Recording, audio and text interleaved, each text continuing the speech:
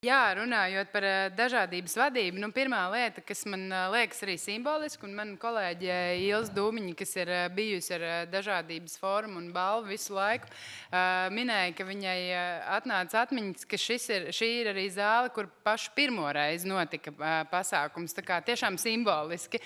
Un otra lieta man šķiet, ka arī simboliski ir tas, ka šīs zāles nosaukums ir Spīdola.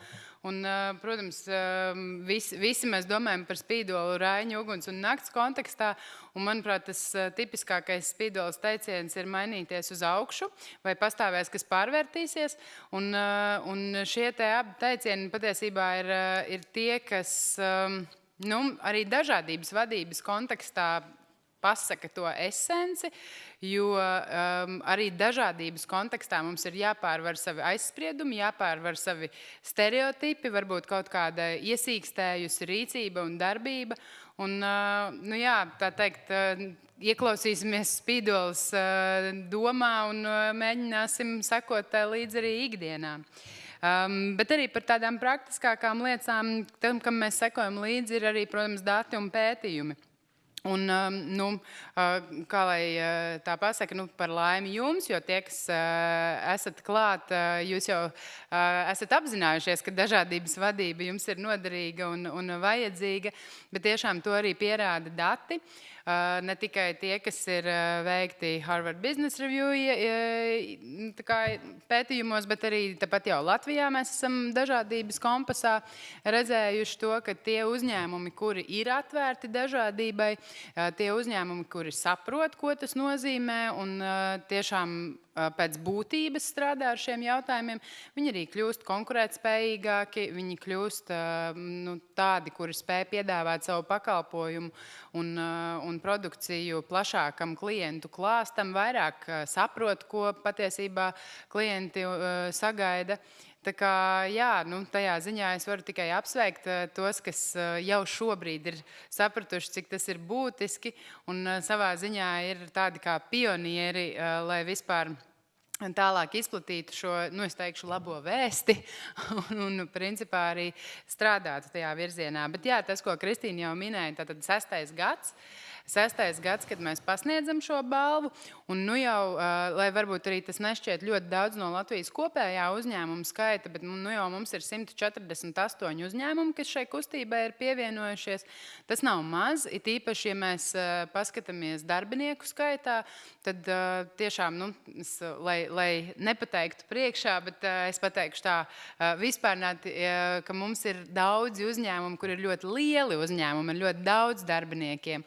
Un tas patiesībā arī ir ļoti, ļoti svarīgi, jo katrs uzņēmums, katrs darba devējs ir tāds kā neformālais līderis dažādos jautājumos, taiskaitā arī dažādības vadībā un tajā, lai veidot mūsu sabiedrību iekļaujošāku un atvērtāku. Līdz ar to tas arī ir ļoti, ļoti svarīgi. Ik viens no šiem darba devējiem, kas ir pieteicies, ik viens no jums, kas par to ikdienā domā un strādā, jo jūs esat tie, kas gan mums kā sabiedrības integrācijas fondam palīdzat šo empātisko un atvērto sabiedrību veidot, gan arī, es domāju, mēs vienkārši paši sev kā sabiedrība palīdzam kļūt iecietīgākiem, atvērtākiem un gala beigās veidojam sabiedrību, kādā mēs katrs vēlamies dzīvot. Jā, par to, ko tad mēs kā sabiedrības integrācijas fonds vēl daram, nevar neizmantot šo skatuvi, nepastāstīt par mūsu mācībām skatu punkti. Es ceru, ka liela daļa no jums jau tajās ir bijuši. Ja nav, tad laipni aicinātu pieteikties. Tās ir dažādības vadības mācības, kur tādā drošā vidē mēs ļaujam gan pašiem individuāli izmēģināt un saprast un ieklausīties arī teorijā par to, kas tāds ir, gan arī varbūt padomāt un paaicināt kādu citu līdzi.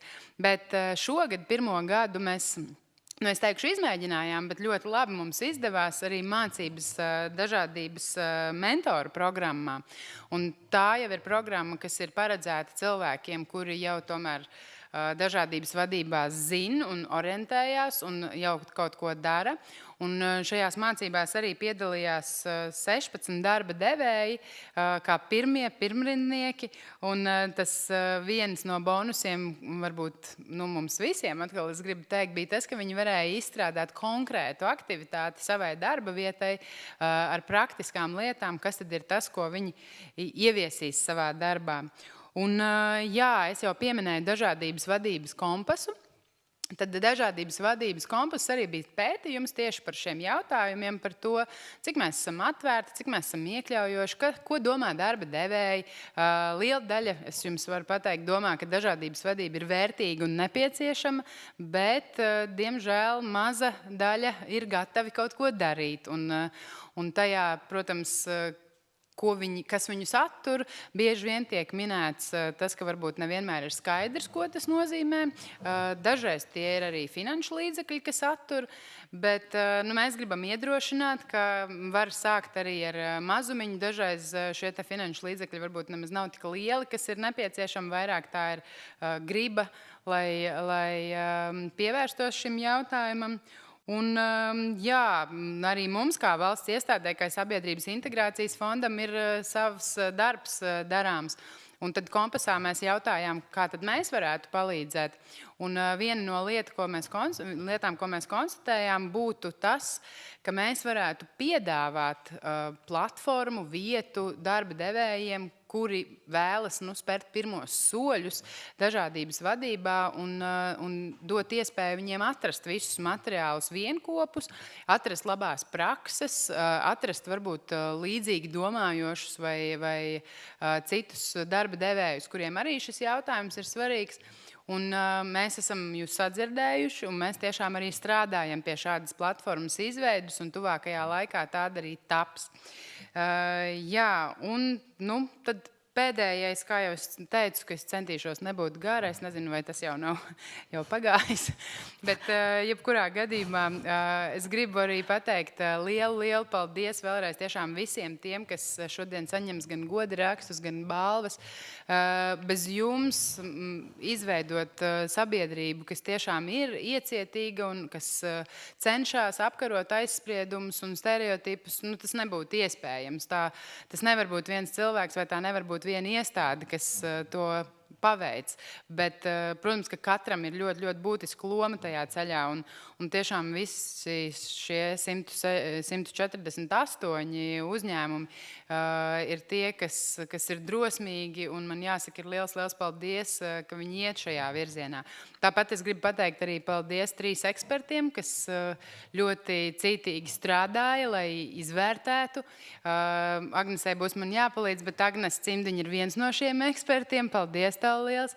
Kristīna Dupete ir otrs no ekspertiem, un trešais ir Kaspars Zālītis, piedodiet, ir ceturtais. Jā, un Maskalāna kungs no Kobalta. Ja?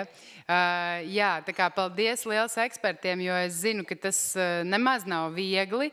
Salīdzināt dažreiz arī ir ļoti grūti, jo ir vienā vietā ir kaut kas labs un citā vietā ir kaut kas pilnīgi citādāks, bet arī ļoti labs un nonākt līdz tam gala kopsaucējam, lai saprastu, kuram tad pienākas tā lielā balva šajā gadā. Tas nav viegli. Tā kā paldies jums visiem arī par šo darbu. Un jā, pēdējais tad par šo te ceremoniju. Protams, es saprotu, ka visi gaida, kas tad saņems šīs jaunās skaistās balvas. Arī par balvas dizainu gribu mazliet pieminēt, ka es ceru, ka tas nolasās, bet tā doma ir, ka tie ir dzīpariņi, katrs savā krāsā, kādas mēs esam, katrs individualitāte un kāds citādāks, bet kopā tas veido tādu stipru un izturību audeklu, kas tad arī ir šis te dažādības idejas un dažādības vadības filozofijas pamatā, ka mēs ar šo te savu dažādību sadarbojoties un esot kopā varam izveidot kaut ko skaistu un lielisku un tādu, kas mūs visus iepriecina. Un jā, tad šajā pasākumā mēs apbalvosim tos, kas ir šogad pelnījuši balvas, bet mēs esam arī padomājuši, lai ikvienam no jums būtu šeit interesanti un lai jums būtu iespēja iepazīties ar citiem darba devējiem, iepazīties ar līdzīgi domājošiem, ar atšķirīgi domājošiem cilvēkiem. Nu, es ceru, ka mums izdosies dot jums šo iespēju un baudiet šo burvīgo dienu. Es ceru, ka, kā jau Kristīna teica, sniegs mums ļaus tikt mājās, jo es saprotu, ka sniegputeni sola arī vēlāk. Ja? Tā kā pasākumu cerams, ka beigsim tieši laikā, lai jūs visi droši un laicīgi tiktu mājās. Lai mums visiem izdevusies šī diena un dažādībā ir spēks. Paldies!